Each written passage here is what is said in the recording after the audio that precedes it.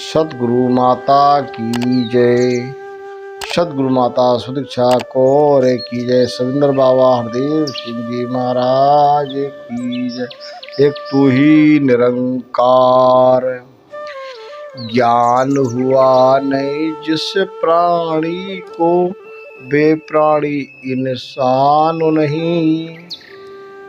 जिस बेनर समझो पशु निचाचर, फर्ज की जिसे पहचान नहीं।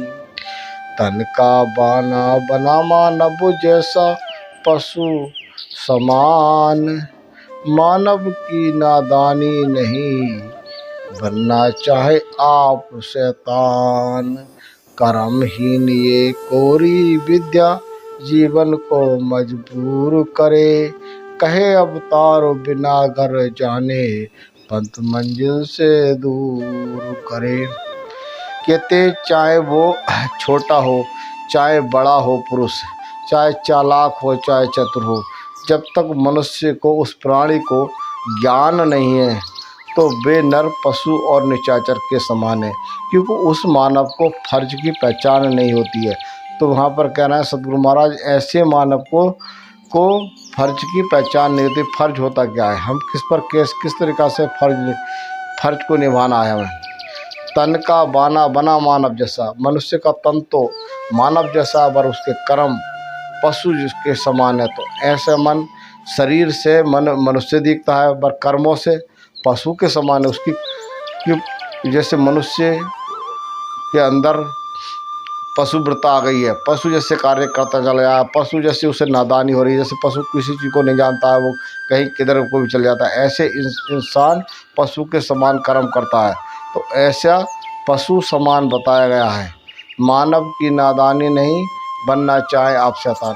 अरे मानव एक इंसान है, वो जानता है, दो आँख दिए, हाथ दिए, पैर दिए, दिमाग दिया, और फिर भी वो नादानी करता है, फिर वो शैतानों जैसे कर्म करने लगता है। अरे मानव को नादानी नहीं, बनना चाहे आप शैतान। अरे शैतान तो खुद बनना चाहता है, पर इंसान बनना नहीं चाहता, वो ज्ञान को नहीं दोहराना चाहता। कर्महीन कोरी विद्या, जीवन को मजबूर करे। अरे कर्महीन मनुष्य कभी भी संसार में इस जवानी को नहीं समझ पाते, इस कोरे शरीर को नहीं समझ पाते। इस कोरा शरीर कहा विद्या, कर्महीन नर व कोरी विद्या। अरे कर्महीन जो है, कोरी विद्या, ये शरीर जो कोरा है, परमात्मा ने उनको पैदा करा कर्महीन और मजबूर करे, और बैठा बैठा देखता है, ना कोई काम करता है, ना कोई धंधा करता है। तो ऐसे कर्महीन को मजबूर कहा है। कहे अवतार बिना घर जाने, पंथ मंजिल से दूर करे।